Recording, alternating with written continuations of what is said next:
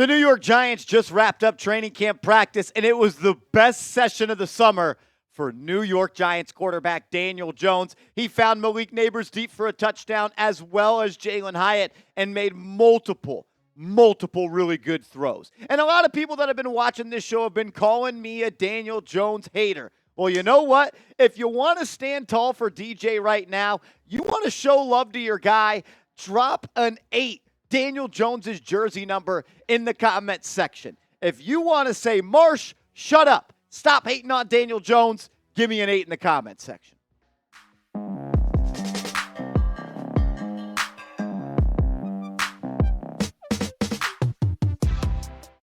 You're watching Giants Now by Chat Sports. I am your host, Marshall Green. Appreciate everybody for taking time out of their busy schedule as we get you caught up with everything that happened at Giants training camp practice here on Thursday. And the story of the day is Daniel Jones and the offense finally were able to connect on multiple deep shots. We've seen so far that Brian Daboll is trying to implement an offense where Daniel Jones is taking the top off the defense and throwing the ball downfield, and he did that today. Shout out to my guy over at the Giant Take podcast on X or Twitter. Give him a follow. He's been at training camp all summer long, posting videos, and he said I was able to use his videos on the show. So shout out to the Giant Take podcast. Give him a follow and show him some love. There was Daniel Jones finding Malik Nabers on a deep route. The Giants were working a 3rd and long drill, and Nabers just ran an out and up, got behind Cordell Flott, and had a really nice touchdown. And there you see him find Theo Johnson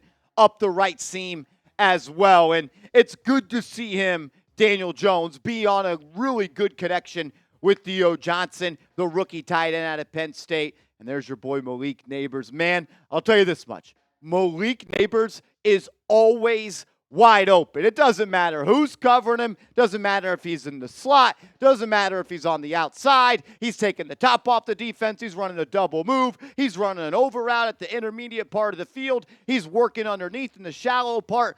Wherever he is, it seems like he's open with multiple yards of separation. That is the thing that I have taken away most from training camp.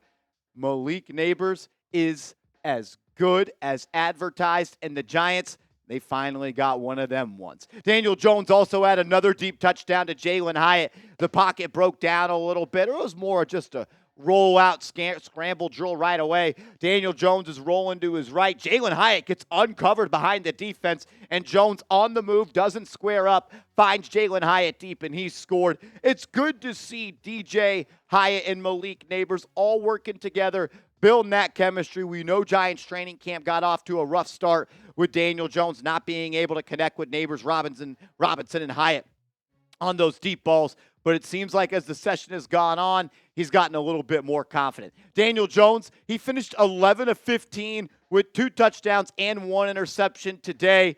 I thought it was his best day. The interception, though, it was really bad. He tried to fit a ball over the middle to Daniel Bellinger, and Deontay Johnson got his hands on it and ended up ball being tipped in the air, and it was intercepted. I don't know what Daniel was doing there on that play. I don't know if he didn't see Deontay Johnson or whatever it was, or he was just trying to force it in there, but it just was really, it was a bad decision, and he never really should have made that throw. But I don't want to be negative today. I want to be positive. He had a great day. And I just want to say this, because people think I am a Daniel Jones hater, which does nothing for me. I don't need to hate Daniel Jones. I don't know the guy. I just want the best quarterback possible for my football team to play on Sundays. And I'm just not sure that's been Daniel so far. But what I will say this, am I critical of Daniel Jones? Abso-freaking-lutely. Am I going to hold him accountable for the mistakes he makes? Yeah, because it's year 6, and he has the 5th highest cap hit of any player in the NFL. I know a lot of people like to throw around average annual value, and he's the 14th highest paid quarterback on average annual value. Sure, if you want to use that to prove your narrative right, go ahead. But what matters to me is how much money he is taking away from the Giants this year. And it's the 5th highest number of all quarterbacks. But I will be rooting for him because I am a damn New York Giants fan. I'm a Giants fan. I'm going to root for Daniel Jones. And I know for the Giants to be good as fast as possible, that means Daniel Jones has to be good. So am I going to be critical of him? Yes. Am I going to hold him accountable? Yes. When he plays good, I'm going to let you know. We're going to talk about it, and we are just going to be honest because I can't be anybody but myself. Make sure you are subscribed to the channel. We put out free, informative, entertaining updates every day on the New York Giants. And with July in the books, August is here. It's another month of a subscriber battle here in the walls at Chat Sports and the NFC East teams. It's August 1st. We're all started at 0. Let's win this month because we got last month. If you love the Giants and you want to be the best in the NFC East, smash that subscribe button. Let's just do some housekeeping stuff here. John Michael Schmitz has missed the last couple of practices for the New York Giants as he is dealing with a shoulder injury. So the Giants have kind of been playing musical chairs at the offensive line position. And it hasn't even been 48 hours since Greg Van Roten put pen to paper to join the New York Giants. And he's already on the first-string offensive line. And despite primarily being a right guard in his NFL career with some snaps at the left guard spot and some center snaps, he's going to be the center, and he was today. This was the Giants' offensive line. Andrew Thomas, left tackle. John Runyon has already gone from right guard back to left guard, so some shuffling continues to take place on the New York Giants offensive line. You got Greg Van Roten, who you signed from the Las Vegas Raiders to play your center with John Michael Schmitz out. Aaron Stinney moved from left guard to right guard, and Jermaine Illuminor, he stays at that right tackle spot. And my early prediction is he's going to be the Giants' right tackle unless he gets hurt. The projected Week 1 offensive line, though, in my opinion, is this. Andrew Thomas, John Runyon, John Michael Schmitz, he'll be healthy. Then you'll have Greg Van Roten back at right guard, his more natural position, playing hand-in-hand with his best friend, Jermaine Illuminor, at that right tackle position, where they helped the Las Vegas Raiders be one of the best pass-blocking offensive lines in the National Football League last year. Art Stapleton with some inside information on Greg Van Roten tweeted this out. Shout out to Art,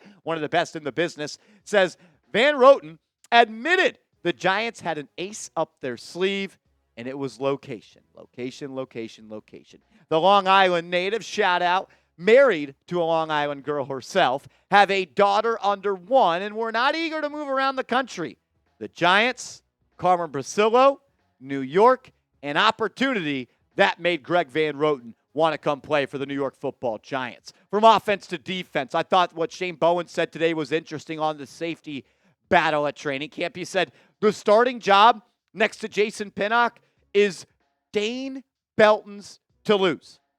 And not like that's shocking news or anything, but what I thought was interesting was that he said it's hard for Tyler Nubin to get better if he's not practicing. We'll talk more about Nubin around the corner, but first, I got to give a major shout-out to my favorite ticketing app in the game and today's sponsor of Giants Now by Chat Sports, and that is Game Time. Download the Game Time app and use the promo code Chat Sports for $20 off your first purchase, where terms do apply.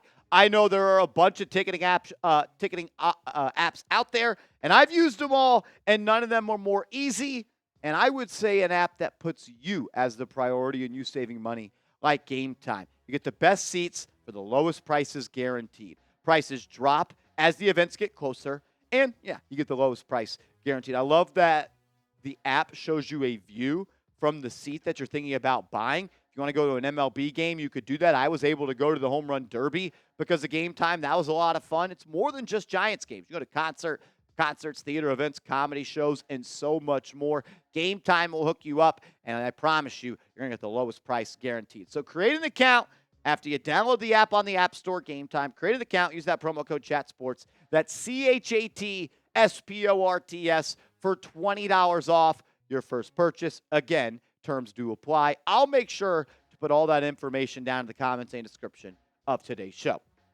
So Shane Bowen tells the media today that the starting safety spot alongside Jason Pinnock is Dane Belton's to lose. And I would say that Dane Belton should get the first snaps and the first looks and the first opportunity to claim that spot as his. He's already made some big-time plays in the National Football League where Tyler Nubin is a rookie.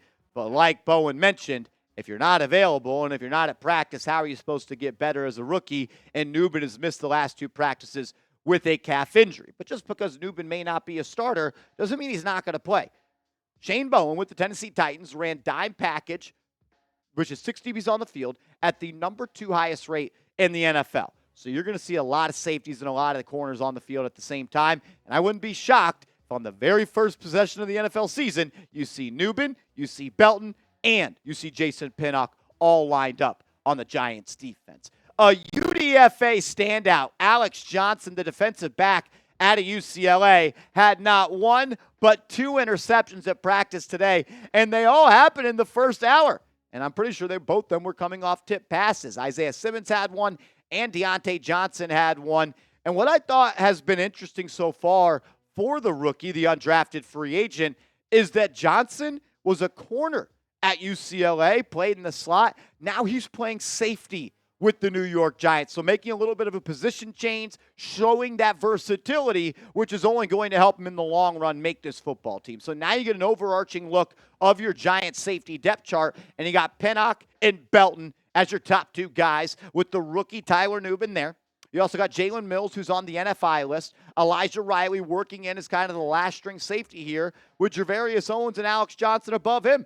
Javarius Owens has had a really good camp as well. I actually had him as a Giants training camp winner in yesterday's video because he's had 2 interceptions in the last 2 days prior to today. And now Alex Johnson, once again, has 2 interceptions today. Look, I'm a lot more confident in the Giants safeties than I am their cornerback position. I believe Belton could be a damn good football player. You guys know how I feel about Jason Pinnock. I love the pick of Tyler Nubin. And with Javarius Owens, and if you've been watching this show for over a year, you know I loved him in the draft process last year. And Alex Johnson coming along as well. You still got veterans as well. I'm fine with the Giants safeties. Not so much with the corners. Cordell Flott, he's getting cooked. Like, it seems like anytime there's a highlight, whether it be Slayton, whether it be Nabers, whether it be Robinson, whether it be Hyatt, seems like number 28's chasing him. And that's disappointing because I thought Cordell Flott was going to be a legit player in this league, and just because he's struggling in training camp doesn't mean he's not going to be a good player. But I do believe that you practice like you play, and if Cordell Flott's playing like this on Sundays, he's not going to be playing for very long. On the flip side, I'll hopefully just say this. Maybe Malik Nabers is just like really good. Like, maybe just Cordell Flott can't guard him because Malik Nabers is going to walk into the National Football League and tear every single corner up. I'd be fine with that. Malik Nabers is that guy, and that's the reason Cordell Flott can't guard him. I'm cool with that. And I do think Nabers is really good. I think the Giants got one of those guys, a legit wide receiver 1. But I'm still very concerned about Flott, and I'm very concerned about the Giants' cornerback position overall.